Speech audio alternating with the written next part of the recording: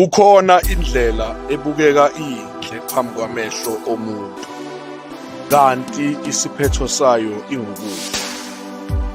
Asiqaphele indlela esenza ngayo izinto. Yonke into ozoyithola kalula wokwazi ukuthi ayilunganga. Yonke into ozoyithola ungayisebenzelanga wokwazi ukuthi ayilunganga. Ngiyazi ukuthi abanye abantu bathi bayaphanda ngokutshontsha nangey'ndlela ey'ningi ongasho uy'cabange. Akulunganga. Zimbili-ke zindlela, enye iya ekuphileni, enye iya ekufeni.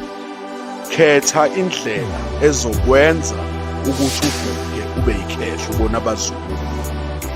Day 101, zimbili izindlela, 1 minute every day.